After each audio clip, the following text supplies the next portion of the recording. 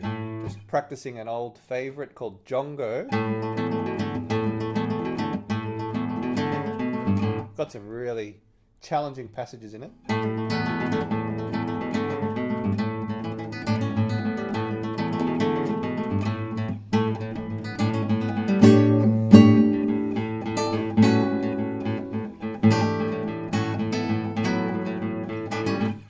One of the things it does have in this piece is this bit.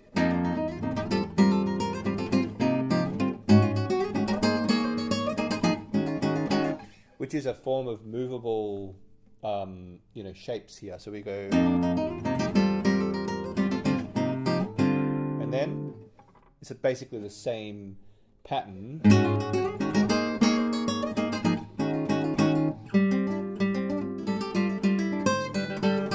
And then again.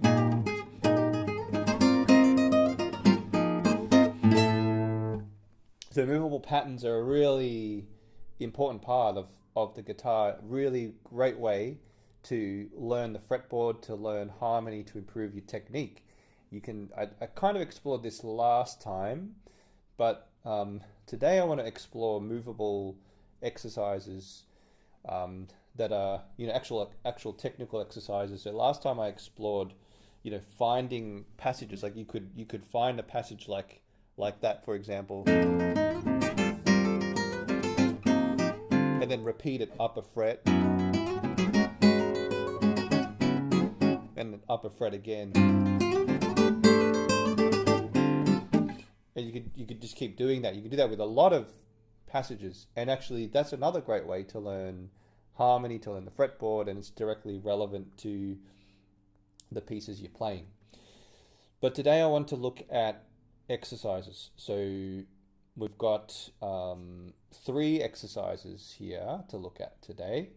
The first one is a chromatic pattern. So we're going to go up the pretty much, all the way from the open string to the 12th fret and back on each string. Then we'll do a movable major scale, one of my favorite warm-ups.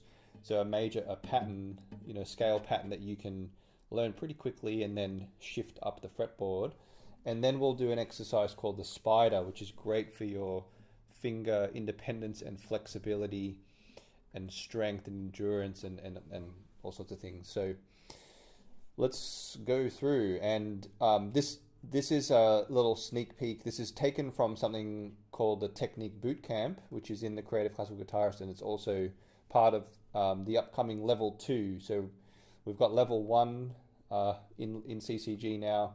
We're going to have a level 2. So these exercises are from level 2, which I'll show you really soon. I'll show you the book has been all laid out. I'm really excited. I've been working really hard on this book, and I hope you enjoy having a little preview of it. So, and please feel free to pick up your guitars and play along.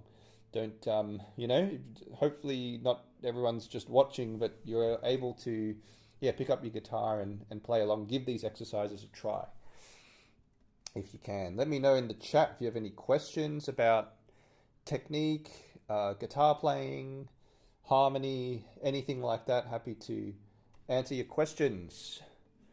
Let me know. But let's go through this. I do have these written out, but I don't want to show you yet because it'll be hard to see. I'll go really small on the video, so I'll show you them written out in a minute. But these exercises are, I think that you can. They're so much based on patterns.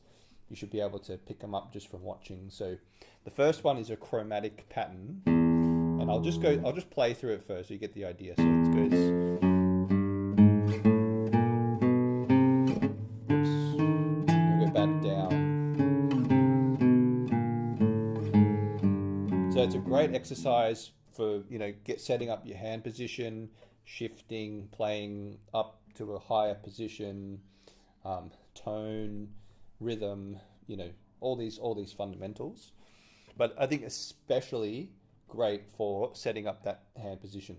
So something I see very often is when we're playing on the 6th string is flat fingers, especially the 4th finger. Now you might know that about your own hand. You might see that in your own playing. So this is a great chance to sort of adjust. The best way to adjust that little chink in the chain there is by moving your thumb up closer to this side of the fretboard. That's going to bring your wrist in. It's going to bring your palm in closer to the fretboard, to the neck, and it's going to curl your fingers. Okay, so that's what we want. We don't want to have bent wrist. We don't want the palm to be so far away, and then the fingers are flat. It's a very weak position when we're in this position. So instead, we want to curl the fingers, bring the thumb up, bring the palm in, straighten the wrist. Okay, so it's really great for that. And yeah, generally the alignment is 1 finger per fret, although you don't want to stretch. You don't want to be in any sort of feeling of tension in order to get that stretch. You want a good little tip is that I read this a long time in a piano book, actually, because pianists, obviously, they have to, stretch out their hands and their fingers in a similar way to us guitarists. Instead of thinking of your fingers stretching like that, which has a lot of force and a lot of tension in there, you want to think of your whole hand opening up.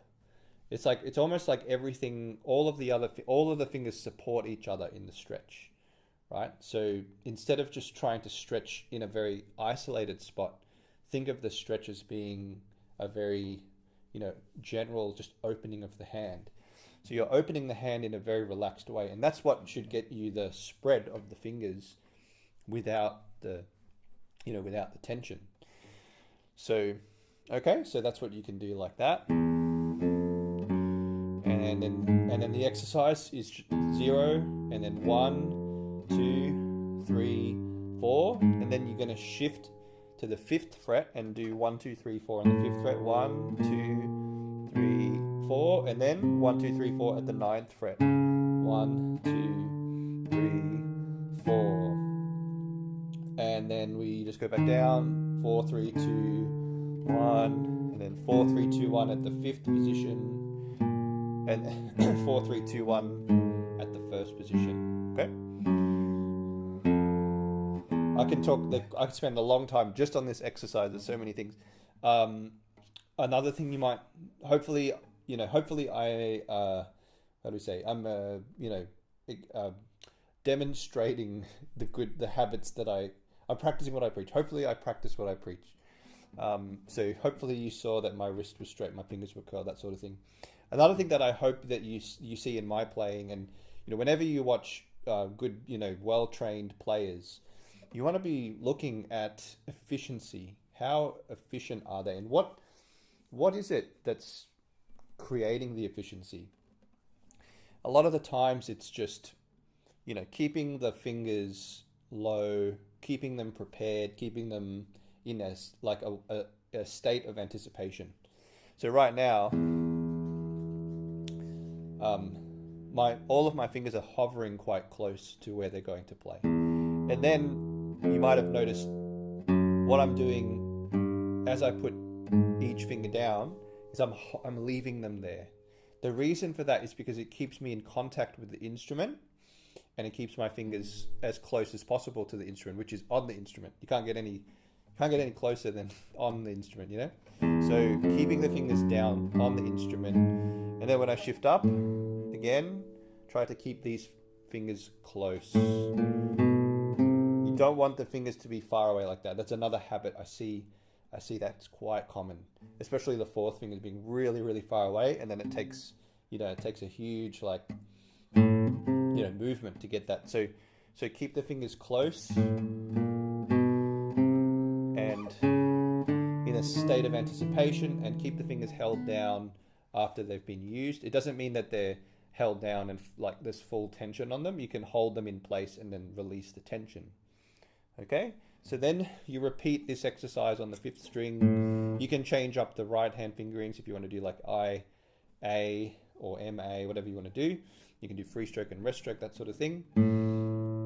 So then we'll do the same thing on the 5th string. So we'll play from string 5, we'll do 0, 1, 2, 3, 4, and then 5th, 1, 2, 3, 4, and then 9th, 1, 2, 3, and then back down, 4, 3, 2, 1, and then 4, 3, 2, 1, and first position, 4, 3, 2, 1. Okay, so it's great to practice nice and slow and even. Preferably use the metronome and really pay very close attention. Don't be watching Netflix or something while you're doing this.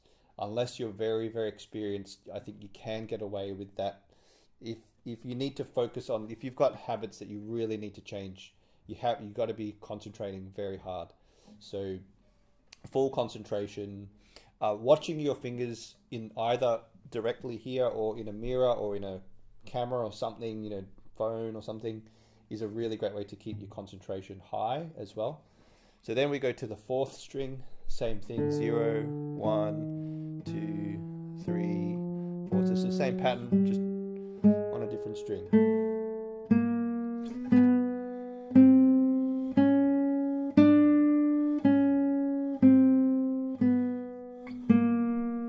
Notice my elbow makes a little movement. You see that little elbow movement? So that's another form of anticipation. I'm going to bring the elbow up a little bit. Bring the elbow up a little bit. That helps the shift to not feel like a jerk, like not, you know what I mean, a jerk, like jerky. It doesn't feel jerky, right? It has this kind of, there's this kind of smoothness and I guess gracefulness, in the shift and how it feels.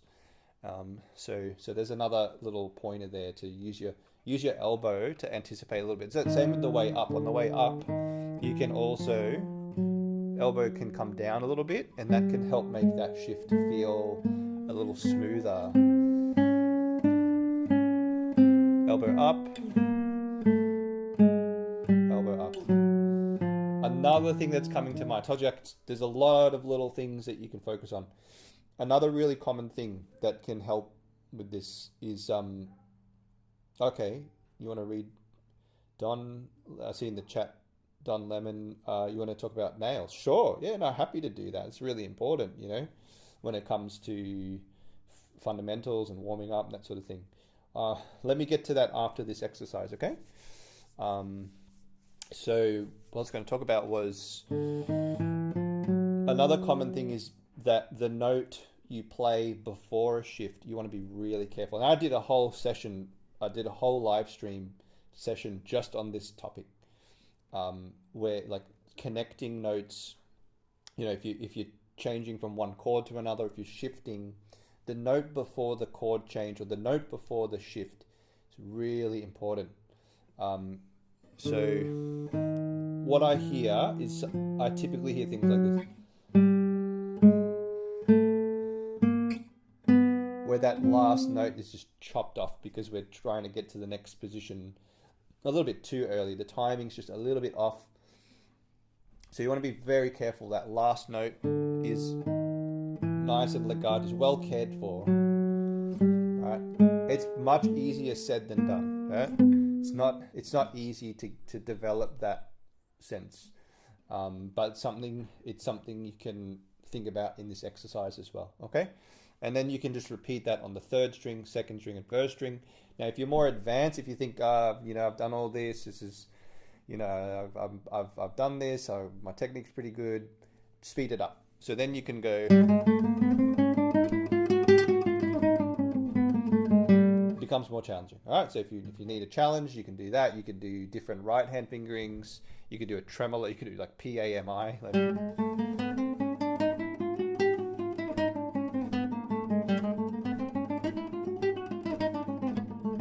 Okay. Pretty much any exercise can be made more progressively difficult by just increasing the tempo or adding complexity in the fingerings or something like dynamics or repeating notes or changing the rhythm, things like that. Okay, so that's the chromatic pattern. Okay, let's talk about nail shape here. So Don in the chat has asked this question. You've read my dissertation. Well, thanks for reading it.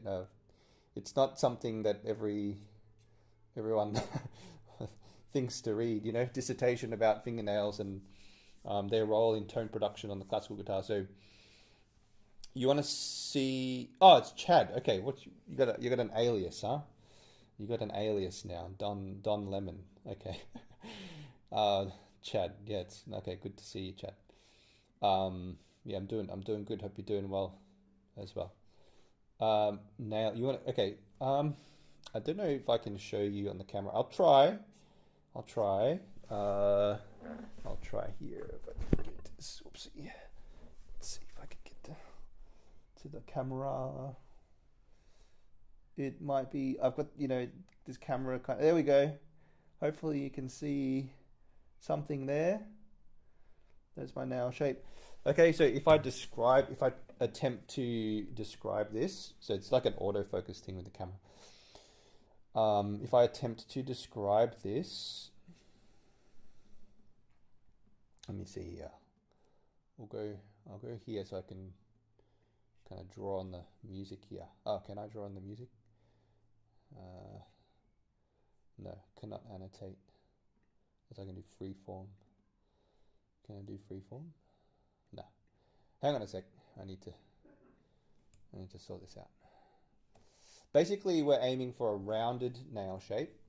Actually, I could just pull up the actual dissertation, huh? We're aiming for a rounded nail shape. Let me pull up the dissertation here.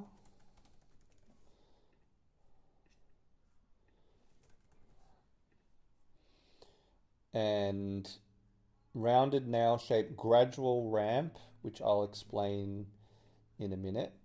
Gradual ramp. I think the most important thing is the smoothness of the nails. The nails absolutely need to be super smooth. That's the most important thing. And you need, like, having the tools, you kind of need to have the right tools to do that. All right, trying to, there we go. Yeah. So I'll go through. Yes, I am back in Australia, Chad. Oops, hang on. I need to swap over to. And if if anyone else has questions about anything, please let me know. Happy to answer. So, there it is. Should be the one. And okay. So yeah, rounded nail shape generally. Don't know if I can. There's a lot of information here, so if I had to, yeah. So we're aiming. Now, it's not always possible to achieve a rounded nail shape. You need to do the best you can. But if I had to sort of distill it down, what you want to avoid something like that. And because that creates a very steep ramp, basically the string is falling off a cliff. Like it's very, very quickly it's a very quick release of the string, which results in this kind of sound, right? And your nail might even get stuck. So we want a gradual release of the string. And so the shape that achieves that is a rounded shape.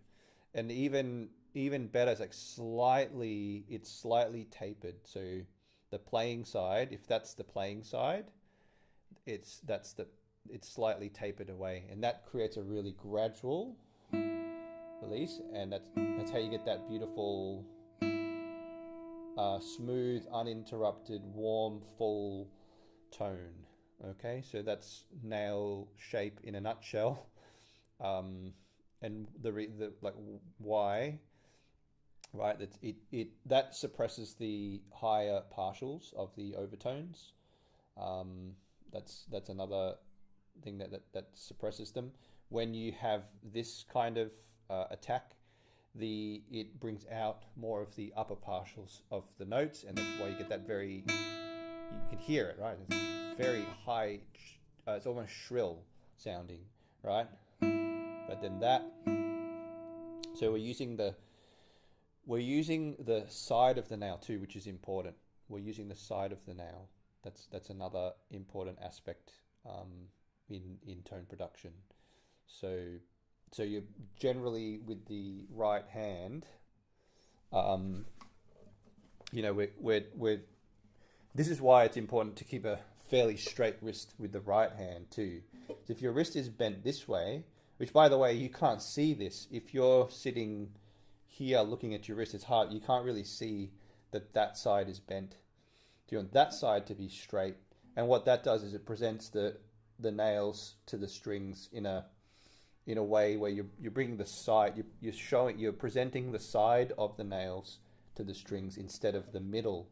So if your wrist is bent like that, you get, right? But then if I straighten the wrist,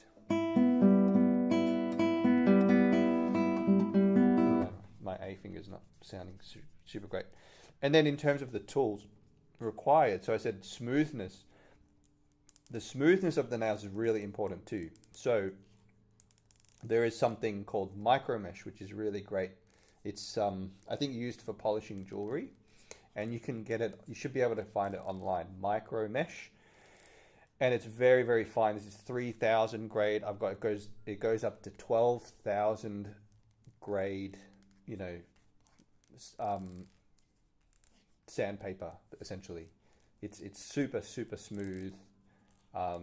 It polishes your nails. It smooths your nails really well, and that's what gets that. There you go. See. That's better. Free stroke still a bit.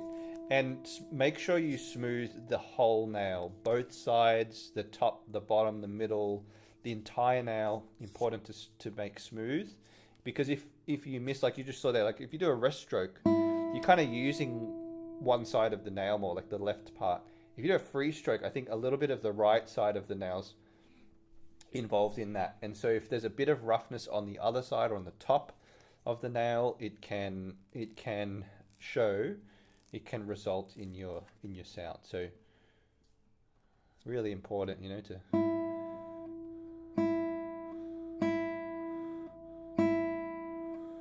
I think it could be better, but that one's a little wispy, it's got this sound to it. So that one I'll smooth out as well. It's really important, like if you get this, if this is sorted out, your tone sounds good. Whatever you play, it sounds great. If this is not sorted out and there's roughness in your nails, then everything you do or most of what you do can sound, not the best. Even if it's just one finger, sometimes, and it happens sometimes, one nail will just be not quite as, for whatever reason, and you're playing, say, oh, it sounds pretty good, and then suddenly there's one of your nails isn't sounding great, and you can hear it. It's like this, that kind of sound will just come in. So, all right, let's see. That's better. Okay, and then it's I finger. Okay. So, yeah. So we talked about. We got lots of questions. Okay. Yes. You like to learn. Oh, Alex. Okay. How to best learn triads from fundamental harmony. Okay. And Nigel, I think, is saying can't seem to get a warm tone. And Aditya, I don't know how to pronounce your name. Sorry, but cool name. Hello. Okay, lots of questions. I don't mind veering off course a little bit. You know what? We could talk about triads, and I can relate it to what we're talking about today, which is movable shapes. So the triads in fundamental harmony, which is the first book I ever wrote. It's I wrote it back in 2017, I think, before I had kids, and I had a lot of fun writing that book. Basically, fundamental harmony. It's all about just practicing harmony. This is one of the things that I came to realize a bit later on in guitar playing, is the importance of practicing harmony. And Kyle Sherney, he wrote a quote which is in the Fundamental Harmony appendix. He wrote a quote saying something like the a knowledge of no, he who wishes to read at sight can. I probably should just read the quote. I can't remember it by memory. I'll grab the book and I'll read this quote to you. It's a great quote. It kind of like revolutionized my thinking about harmony, and I hope it kind of encourages you to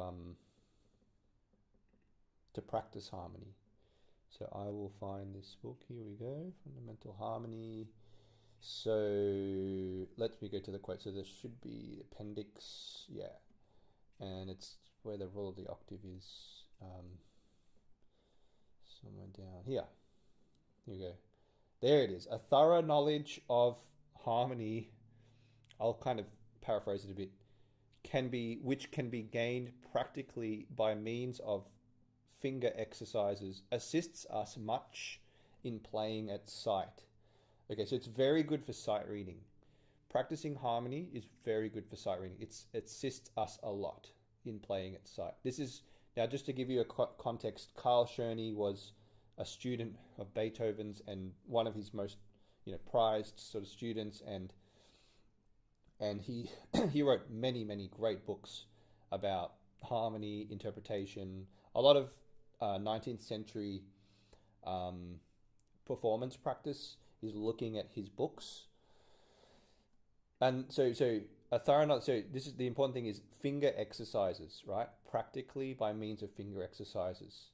On the contrary, he who has only a mere superficial knowledge of it, and that only in his brains, will only be led more astray.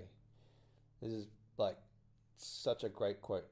So basically, if theory is only in your head, you can be more confused than if you didn't know the theory, right? It's so, that's how important practicing harmony is. So that's why I wrote this book, because I realized that guitarists weren't, myself included, I wasn't practicing harmony. And when I started to practice harmony, my sight reading just it was like reading what used to feel like a foreign language now is just fluent. It's just like reading English, and you're not only reading quickly but understanding it. Just like when we read a language, we actually understand what we're reading. Oh, this chord is that chord, it functions this way, it's tension, I expect, and then you even have expectations. This chord typically goes to that chord. These chords are a typical progression that I see at the end of a piece. This piece is modulating and going to, I expect it to go to this key. So yeah, so practicing was really helpful. So one approach here, and if I could add another section to this book, I'd probably explore this a little bit. A lot of these triad shapes, well, all of these triad shapes are movable. So, and actually, if you study carefully from one key to another, you'll see that a lot of the same shapes are being used. So what I'd encourage you to do is to think about the shapes that and how you can move them up and down the fretboard. I mean, one approach is you could just practice them as they're written. Just here are C major triads, practice them until they're fluent, until they're memorized. That's one thing, but I think it's also a good idea to say, okay, I'm noticing this shape keeps coming back. Like for example, this shape here is really common. It's a really common triad shape. So that's C major 3-4-1. If I head over to G major, that shape comes back. So that's the same shape, just in a higher position. It's exactly the same shape. If I go to D major, that shape will return here. So there's the shape again. And so in every major key, you're going to get many of the same shapes occurring. So, thinking about that can help save time. Because I know maybe what your question may be implying this is really overwhelming. There's so many chords. How can, how can someone who's a normal person who's got, things to do, how do you fit this into your schedule, sort of thing? Yeah, that's probably one important thing to do. You like the way I did it at first, though. Honestly, I practice it by key. So I learnt the key, get fluent at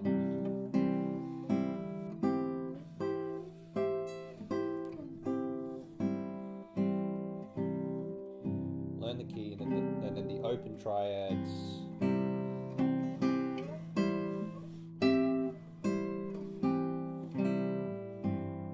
Okay, so learning them by key, and then you've got these quotes, and then if you're playing something in that same key, in the key of C major, that's another one. So I hope that helps a little bit. I do, I have written in the fingerings.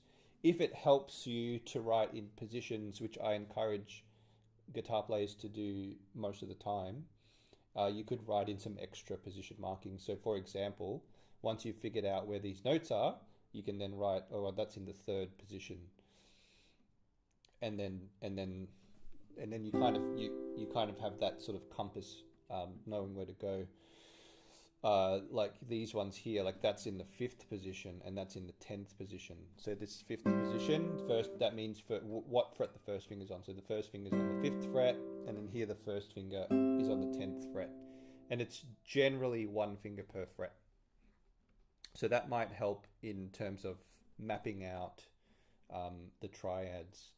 Yeah, okay. And then this is called the rule of the octave. Maybe I'll cover that another time, because that's a topic all of itself. But once again, the purpose of this, and I don't know if I made it clear enough in the preface, the practice of basic harmony, just like practicing these things, even if you don't necessarily know like what is a C major triad, or when you're playing this chord progression at the bottom, if you don't know what it is, you still learn a lot just by playing, just by practicing it. And then later on, you can, once you know it quite well and quite fluently, then you can start to think about, well, what are these chords? What's the inversion? What's all that kind of stuff. And in the preface, I do go through, chords, triads, 7th chords, and the rule of the octave in quite a bit of detail. Goes through 7th chords, the inversions, some movable shapes, movable 7th chords, and then the rule of the octave. So talking about it in major and minor. The rule of the octave teaches you the laws of harmony through practical means. You can shift I do talk about shifting progressions. So shifting, you can shift each chord up. So there's a lot, like there's tons of, there's harmony is like an ocean, but at the end of the day, if you always come back to that realization that most things can be moved on the guitar, most patterns can be shifted on the guitar. So if you learn a pattern in one place, you can shift it, and you've learned like 10 other chords or 10 progressions or whatever it is, right? So always come back to that realization. Otherwise, the fretboard and harmony can seem really overwhelming. Always come back to how can I repeat this shape up the fretboard, right? Thinking about where the root note is of a chord can be really helpful for that. So like that example I played earlier, if I play a chord like this, for example, this is a C major chord, C, E, G, right? So C, E, G. So I know C is here on the 3rd string with my 3rd finger. So if I shift that up a fret, I know that it's C sharp or D flat. So now I can say, okay, C sharp, E sharp, G sharp, or D flat, F, A flat. And I can shift it up again. I can say D, F sharp, and A, and so on. So that's another approach you could take to learning those triads. I hope that helps a little bit. what's the difference between classical guitar and a normal guitar? Is I don't know if that's I'll take that as a compliment. You know that classical guitar is not normal. uh, but okay, classical guitar is, I think, mostly defined by the music we played. The music we play. I think the music that we play is really, because you could pick up a night, like you could play electric guitar riffs on a classical guitar, but you're not playing classical guitar. You're playing you know, rock music on a classical guitar. So that would be my perspective. It's mostly to do with the music we play. Classical has the implication that we're playing old music, traditional music, you know, music that's been around for a long time. Yeah, you people with your non-normal guitar. Yeah, so you know, um, yeah, so the music we play is tends to be classical, meaning like if you think of the piano and the music you typically hear, like Chopin, Bach, Beethoven, Mozart, composers like that, we're pretty much sort of doing that on the guitar. We're kind of playing piano music, classical piano music on the guitar, a lot of the time. Um, However, you know, the classical guitar does branch into all these like it branches into all these like what do we say, like not quite fusion, but genres that, you know, mixes of genres. So, for example, um, Augustin Barrios, who's one of a very well-respected guitar composer, he fused like South American or Paraguayan music where he was from. He's fused Paraguayan music with classical music, kind of like merged them together. Um, and so we have different cultures like in South America and Spain where they're kind of fusing their folk music with classical elements, and it's quite unique to the guitar. There definitely exist in other instruments, especially in South America. South American guitar. You've got Brazil, like where they've got a whole tradition of guitar playing there. They play guitars that look really similar to this, but it's a bit, you know, it's quite niche. It's quite specific. I mean, just about every country. Venezuela has great, has its own sort of tradition. Peru has its own tradition. So where the classical guitar varies compared to the piano is like is in that is in that regard. Like we have music from these other cultures.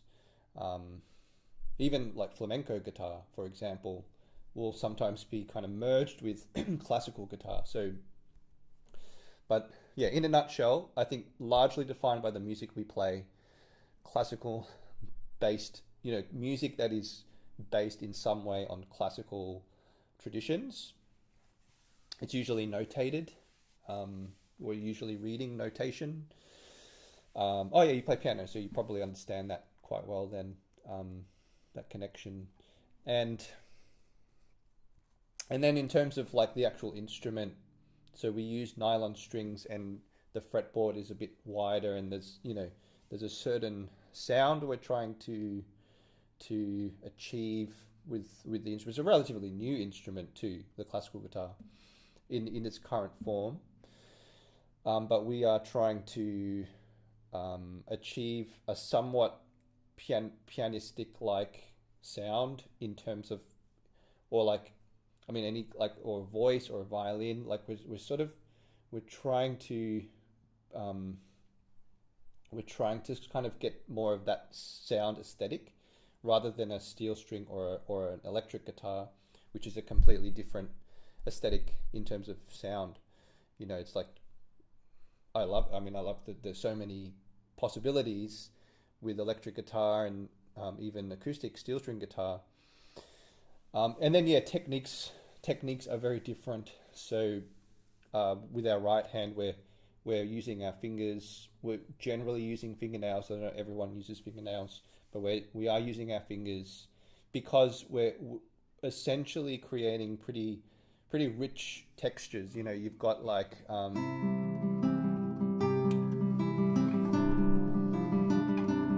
lots of like arpeggios, melody and accompaniment.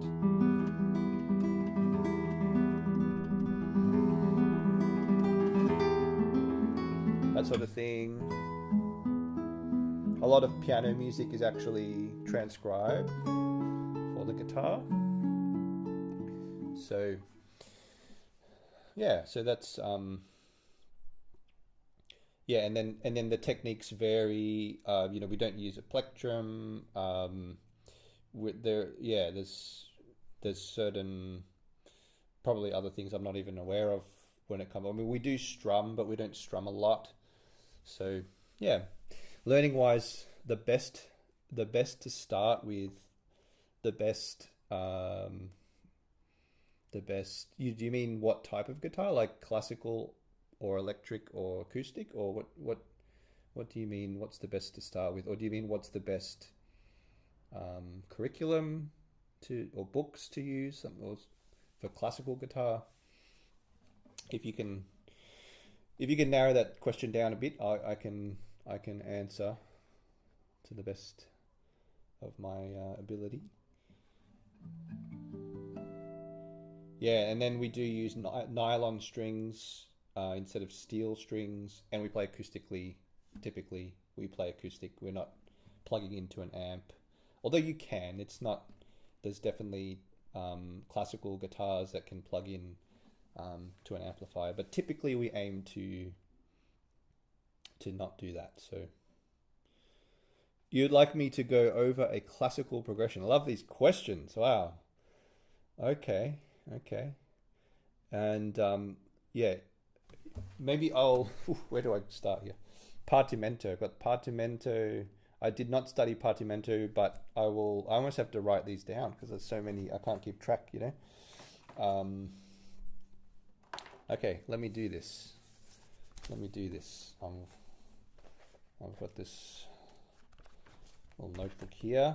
I'm going to write down partimento. I'll answer that. I'll answer what's the best to start with for classical guitar, and then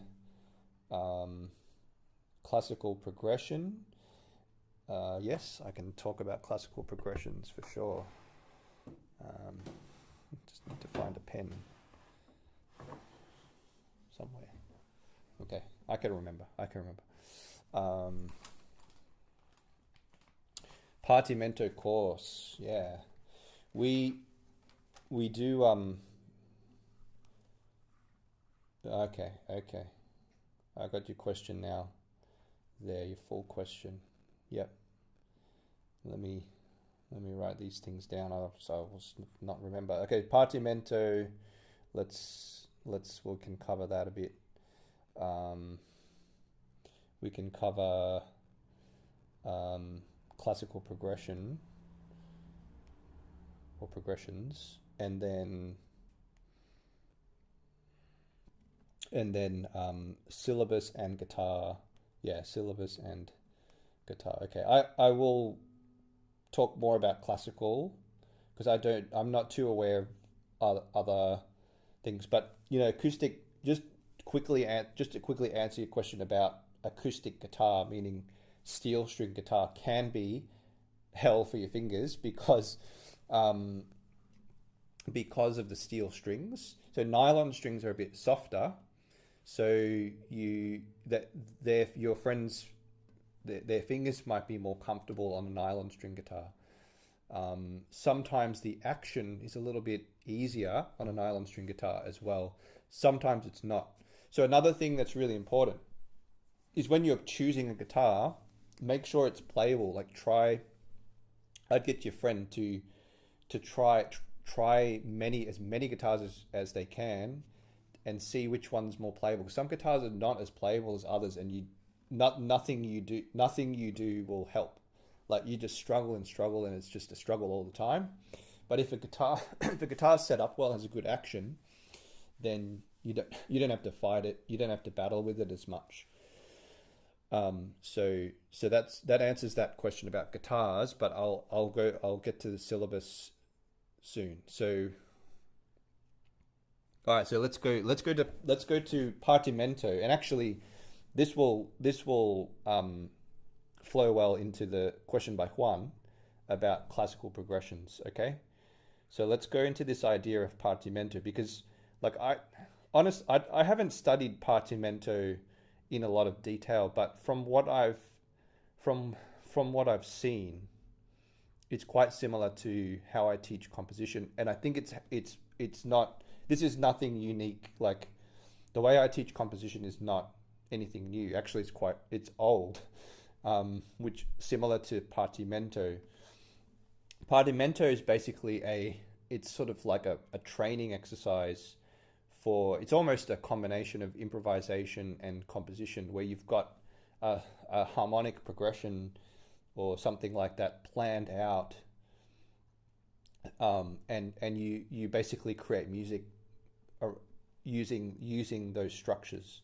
That's kind of, to my understanding, what partimento is. And then you're actually using very specific, you're learning like moves, right?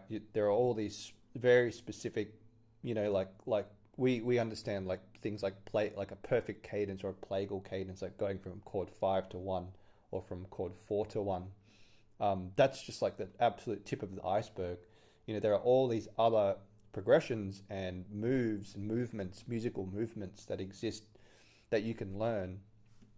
So let me show you what I think is very related. The way I teach composition, like this. So trying to just give me one sec, because I've got to find the file. Basically, we've got a plan, and the plan is quite detailed. I think the Allemande is the best. So right now we've on CCG, so my kind of like online school, we've been composing Allemandes, and actually someone who was in the chat, Fred, composed half of an Allemande using this method, and he's done a great job. So I'll show you what this looks like in a sec. Basically, we're taking a pre-existing piece and we're studying pretty much every aspect of it in detail, and we're creating a plan or a template based on that piece, and then we're composing our own music using that plan. That's how it works. All right, so I'll show you what that looks like. And to me, this is very similar to partimento. So I go to here. All right, so this is the plan here. So at the top line, we've got Bach. We've got his Allemande.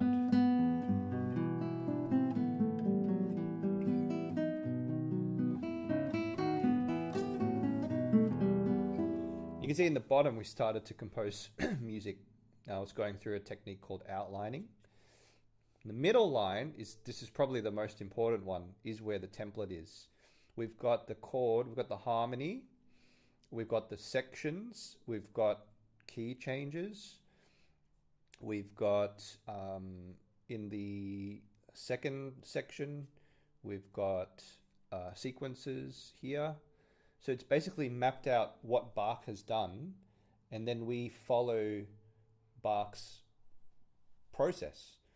We're not copying his music. We're copying the process. What's the process he's used? And it can end up sounding quite similar to his music, which is fine. If you're a beginner composer, if you're sounding similar to Bach as a beginner composer, I think that's great. I think you've achieved something really. It's like playing and picking up your guitar, and after a few weeks you're sounding like John Williams or David Russell. I think it's a good thing. And then eventually you develop your own style, you develop your own way of doing things. So that's basically what a template is, and to me it's quite similar to partimento. Partimento would be probably even more specific. Like you'd have maybe a bass line, and you'll have very specific progressions that you're supposed to sort of use in your music making, and it can be improvised. I mean, this can be improvised too. And there's more detail. Like I'm just showing you the template, but we went through, what is an allemande. It's generally flowing semiquavers, flowing 16th notes. It's generally arpeggiated in what's called broken style. So you've got lots of arpeggios.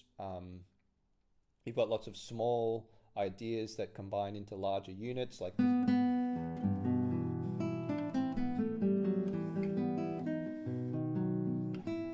all these small ideas like that. So we discussed it in the upbeat, that sort of thing. You transpose, like bar 1 is transposed. Bar 1 of the A section is transposed in bar 1 of the B section, and then the last bar of the A section here is transposed in the last bar of the B section. So highly, there's a lot of structure. There's a lot of structure to it. And in that process, you learn all these tools that you can then apply in your own practice and creativity. Transposition, sequences, certain chord progressions, flowing, arpeggiated textures, right? And then you can start to improvise with these ideas. So like, if I give that a go now, I follow this harmonic structure a little bit. So E minor, B7, E minor,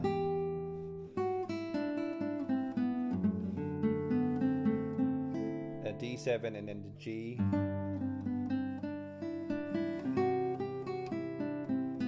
C, G, B7, E minor, and F sharp 7, and so on. So I'm improvising and just using those chords in that sequence, arpeggiating, keeping the rhythm flowing, that sort of thing.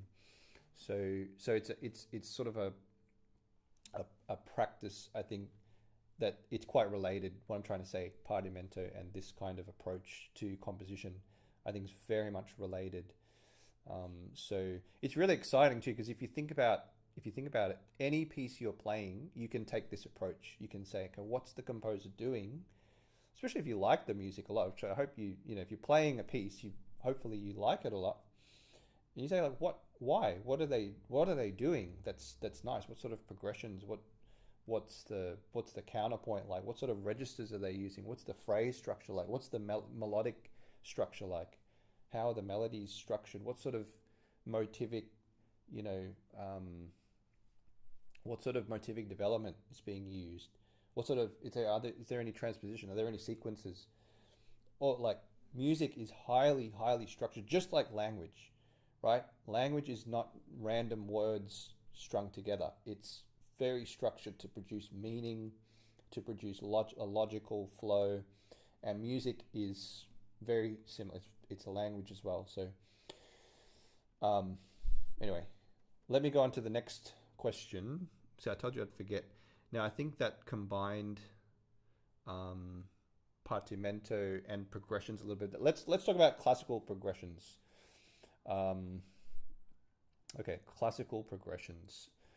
So one way I can distill classical progressions is if you think about the primary chords 1, 4, and 5, and I will need something to write on here. If you think of the chords 1, 4, and 5, you will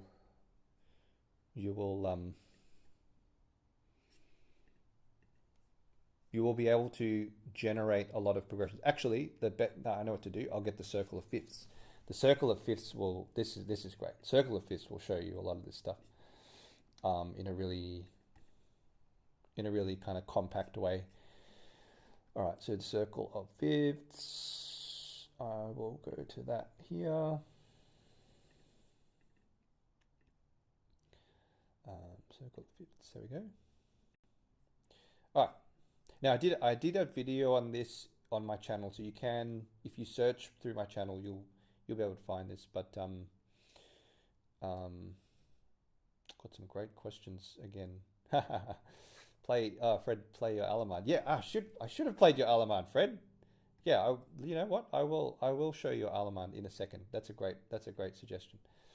Um, all right, so here's the circle of fifths. Okay.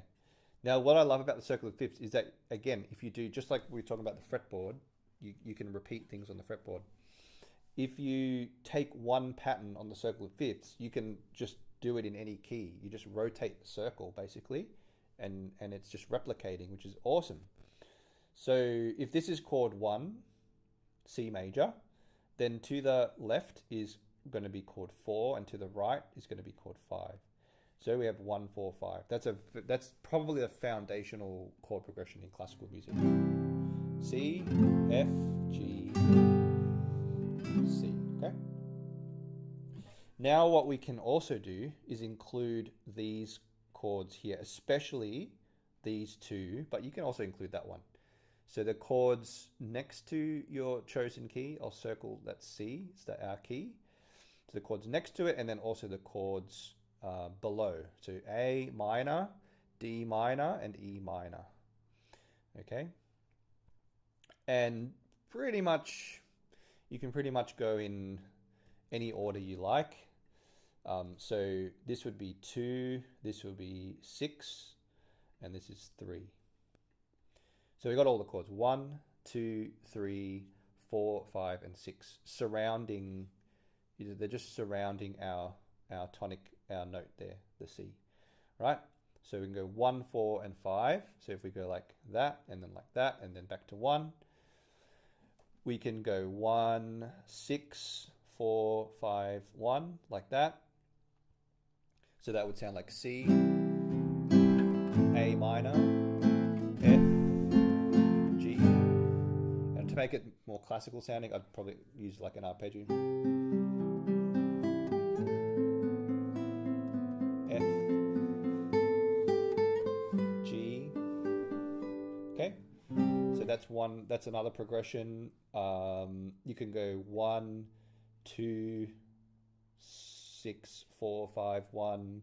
You could pretty much any order, as long as you end with 5, 1. You don't even have to end with 5, 1. You can end with 4, 1. And that you'll start to create progressions that are very familiar. 1, 1, 2, 6, 4, 1, 1, 4, 6, 2, 5, 1, 1, 5, 6, 4, 1. Like there's many ways to kind of order those chords. Now there are generic, like there are like not generic, like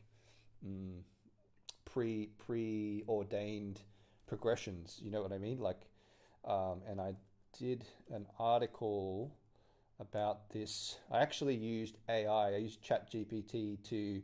I asked ChatGPT to list some common progressions, and it did a great job. But it all stems from what I was showing you on the circle of fifths there. It all kind of, that's the genesis of it all. That's where it all comes from. Let me go to the blog. I'll put a link to this blog as well. Got to find this post. Yeah, 10 chord progressions by AI. Here we go. I'll post this in the chat.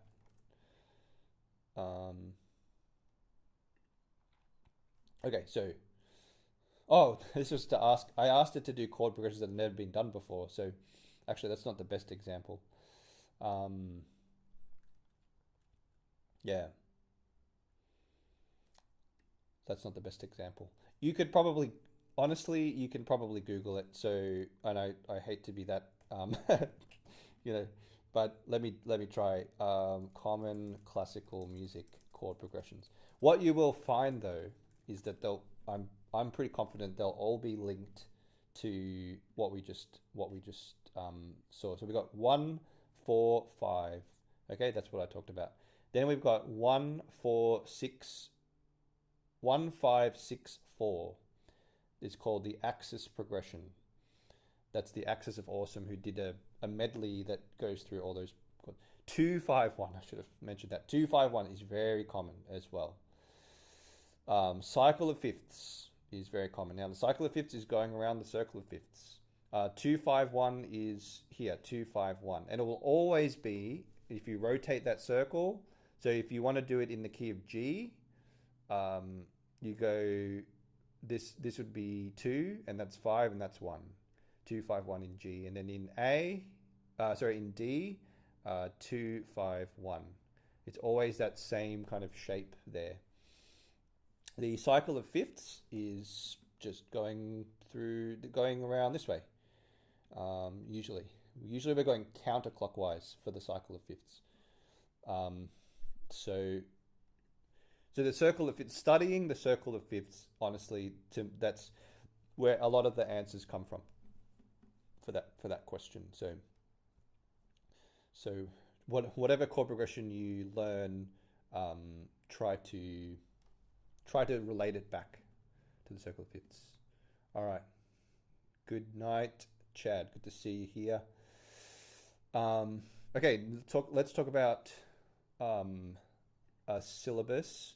And this also, I'm going to, because I need to head off in pretty soon, I'm also going to talk about, Ben has a question about my thoughts regarding repertoire as the primary technique building method as opposed to technical studies. Please watch, if you have a chance, please watch my video from my last live stream, because I talked about exactly that. However, because I've been working on something, I've been working on level 2.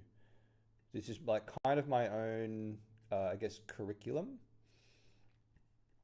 Here. Now we were supposed to do technical exercises, but I'm actually, honestly, I'm happier answering questions. So what I've done here, this is a big book, right? Lots of stuff. But at the back, I've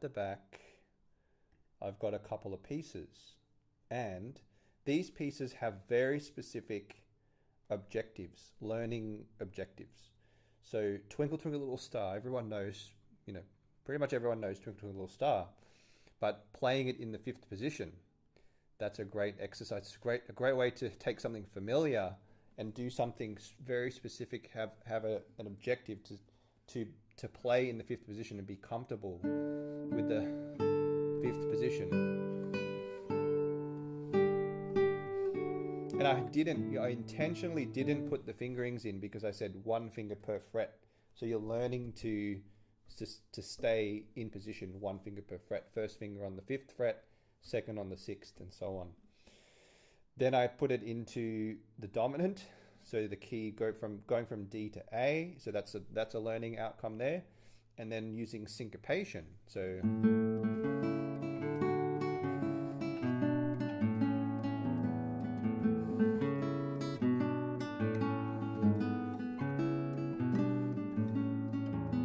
that.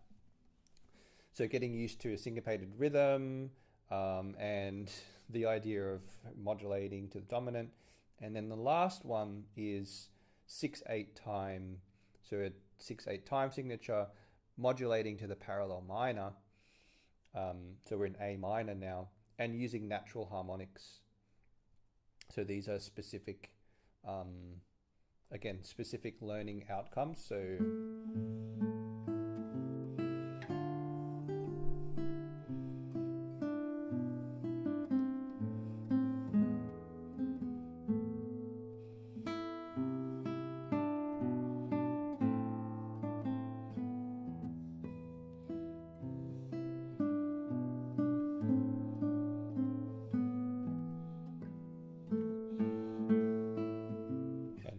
so on, right? Then I did the similar thing with Ode to Joy. So we have the melody. This one's more focused on musical things, so dynamics and phrasing, playing the melody on its own. And this one's really building in, progressing in difficulty. So I've got Ode to Joy, the melody, just by itself. Very important to be able to play a melody with good phrasing and shaping and everything. Then we add a bass line.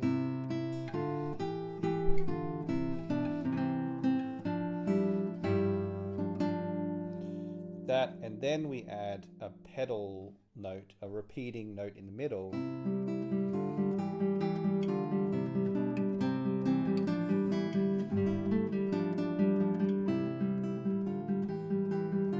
You can see how the difficulty kind of just steps up each time, yet it's the same melody. You know, it's something that's familiar each time. It's very, there's a seed of something that's familiar within each one. So that's one way to, I mean, you can do this with anything. Like any piece of music will have some sort of learning outcomes or objectives if you search for them.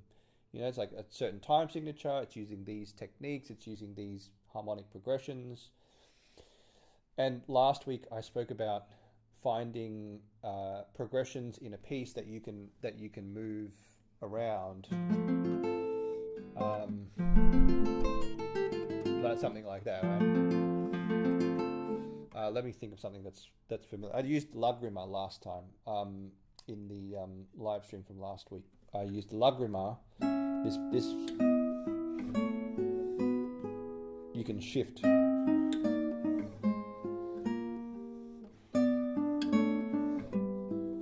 I think that's a great thing. I'm seeing this more actually. The more I teach and study music, I'm actually seeing that you can learn so much about theory and harmony and fretboard harmony from pieces of music. You don't have to, or you don't have to go to, especially in this day and age, we're all so busy. We don't have enough time to practice like volumes and volumes of chord progressions and chord shapes and things like that. So if you're playing pieces of music, you can definitely find, if you study those pieces and then you study how they're laid out on the fretboard, and then if you can find ways to move them up and down the fretboard, you can learn a lot about harmony, because then you're thinking about the notes, you're thinking about the chords. You know, if it's like a 5-1 type of thing, and then what notes is the 5 chord in this key. It's a B chord, so it's like B, D sharp, and F sharp, and then it's going to E major, which is E, G sharp, and B, and then you shift it up a fret, and it's C, E, G to F, F, A, C, and it's, you know, and so on. You just get quicker at that kind of thing, and like your fretboard knowledge grows really quick. So, all right. Did I answer everything? Oh, syllabus. Okay, we'll finish on this. We'll finish on this question. So Ben, I hope that answered your question, and it's pretty interesting that bluegrass does that. Yeah, there's definitely lots of things you can learn from pieces. Last question, syllabus. Okay, there are quite a number of sort of programs, curriculums out there. So it depends on what your goals are, I think. If you want to just learn about playing guitar and not really like sight reading and composing and improvising and harmony and things like that, if you just want to learn guitar playing, there are a number of programs out there. This Classical Guitar Corner is really great. Simon Powers runs that. There's Tonebase. I don't know how structured Tonebase is, but the instructors are great, and they are covering pieces of music, but I don't think there's like to my knowledge, I don't know if there's like a progressive, like you're starting here at grade 1 and you're progressing through. And then there are sort of like programs like the AMEB in Australia. It's got the Australian Music Examination Board. So these are like exam curriculum syllabi, whatever word you want to use, you know, like exam, like lists. So for example, AMEB looks something like this, and it is great. I mean, I use it with quite a number of students. It's great. Again, this is really stuff that if you just want to focus on playing mostly, these are some of the things I'd recommend. So here we go. So the classical guitar syllabus, it goes from grade preliminary, and yeah, they have books, they have like resources, and there's Trinity, and there's ABRSM, and there's RCM. So there's a few similar sort of programs out there, or curricula, out there. Curriculum, if it's singular or plural. Preliminary. So there's technical studies, bit of technical work, and then there's different lists that sort of go chronologically, studies and then chronological. So they've found their own way to sort of categorize these pieces and say, well, these are suitable for, if you're just starting preliminary grade, these are suitable, and then you go up to grade 1, and it's it just progresses from there all the way to the diploma grades, where you're playing like the absolute top creme de la creme pieces, some of the most challenging guitar pieces here. So that's that kind of thing as well, and that's what I think Classical Guitar Corner is quite similar to this. And so I would, if you want to focus just on playing, I'd recommend find some sort of graded approach where it's starting you from a certain level and you gradually progressing. Otherwise, you can be like all over the place. Like you don't know, you're learning something, you don't know what's the next step, you don't really have a gauge of where you're at. So find some sort of graded system. And like honestly, like if you search that, the power of Google, you could ask Chat GPT or whatever AI you prefer. You can ask, I'm looking for some sort of syllabus that caters to these needs, and it hopefully will spit out something that suits you best. If you want to focus on other things like sight reading and harmony and improvisation and composing, I honestly don't know of any other syllabus than what I've created for classical guitar, and it's called The Creative Classical Guitarist. The link is in the video description. You can check out the website. It's plenty of free stuff, free templates, free there's a lot of blog posts. There are some free lessons there. There's a lot of podcasts you can listen to. You can listen to pieces that members have written. So if you're looking for something like that, then don't want to toot my own horn too much, but the reason I've created it is because I've seen that there is no other program for classical guitar that includes this much depth. I mean, we've got hundreds of hours of workshops on harmony, composing, improvising, arranging, theory, all that kind of stuff. So let's show. That's what it looks like here. And we have level 1 as well. So I do have levels. Level 2 will be out soon, as will level 3, 4, 5, 6, 7, 8, 9, 10. It's all mapped out. I just have to sort of build it, put it together. We have all the content ready to go. But yeah, so this is level 1. We've got sight reading, we've got practicing, how to practice, we've got basics of technique, we've got learning the fretboard, we've got learning notation software like MuseScore, how to write out your music, composing a melody, and then performing, practicing a piece of music.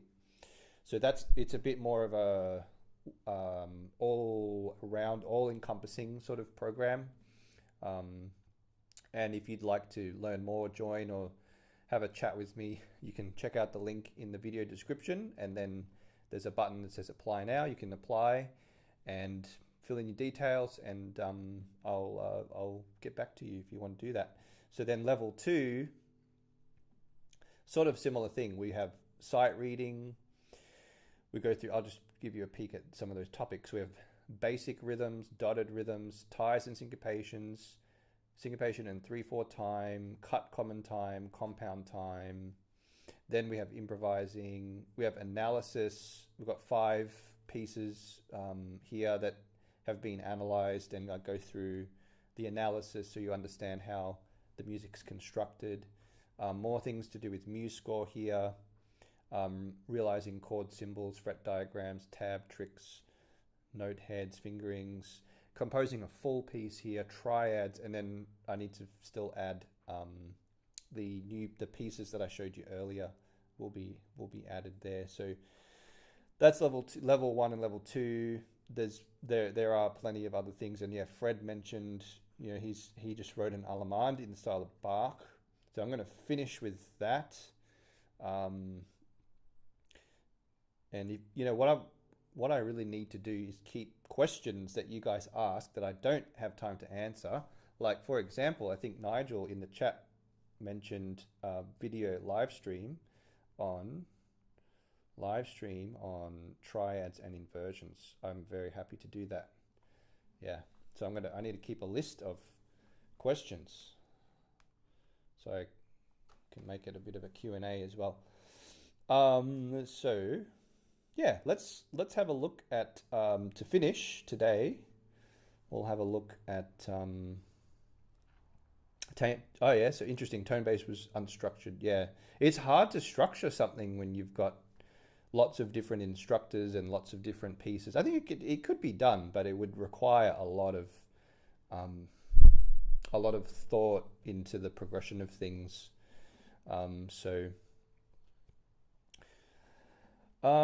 Yes, let's take a look at Fred's piece. And yeah, thanks for the recommendation, Fred. It's a great Fred. Fred's been a fantastic member, very, very active, participating really well in our events and things. So let's have a listen. Let's have a look at his Allemande that he composed recently.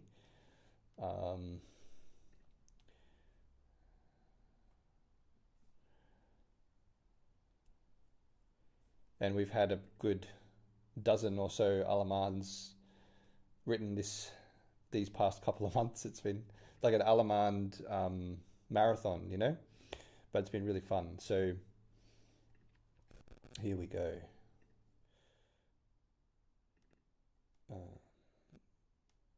Where am I? Here we go. Allemande. Okay, let's have a listen. This is Fred's Allemande. You can see, just pay attention to the level of detail in the notation, right? It's great. Beautiful, like dynamics. We've got the fingerings. It's nice and clearly laid out. We've got some annotations. You know, the highlighted colors, I think, is indicating maybe some recent additions or changes to the score. So fantastic work. This is MuseScore, by the way. I highly recommend. MuseScore is free and it's awesome. It's a really awesome program. So, all right, let's have a listen. Let's have a listen to Fred's Allemande, and please keep in mind, I haven't learnt it very well, so keep that in mind.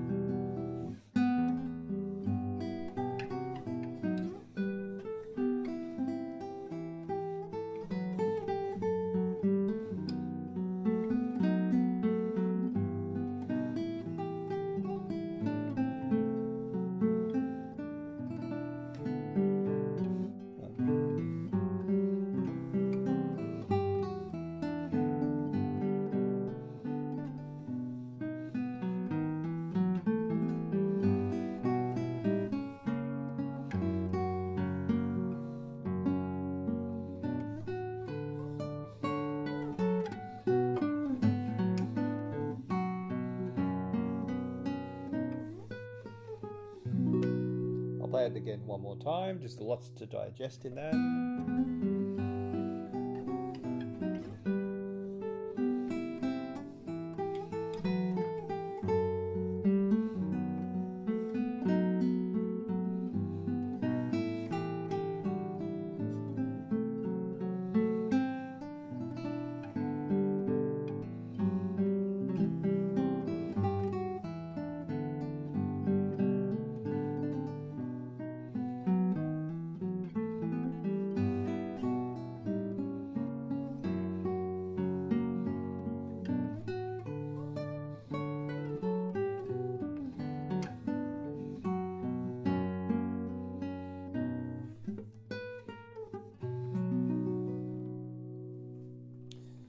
So Fred's done a phenomenal job. He's not had a lot of experience composing. He's probably his first real like full serious composition.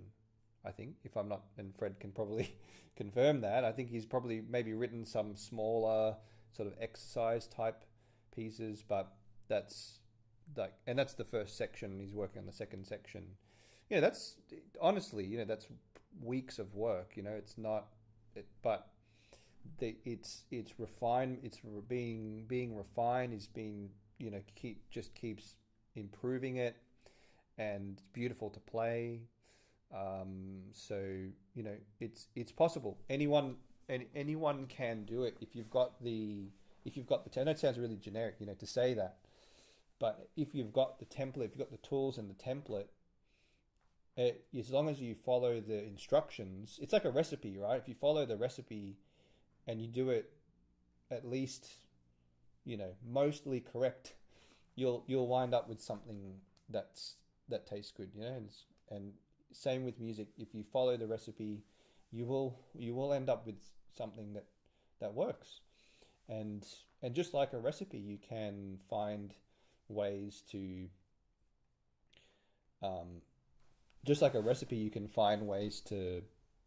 add your own flavor, or add a bit more of something, a bit less of something, change something up. Right? You don't have to stick rigidly to the plan.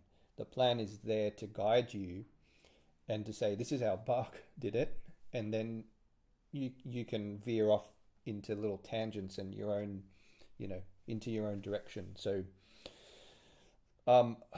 hopefully I've answered the questions. I think I will head off and I will cover triads and inversions soon. I know there were other topics that have been mentioned too.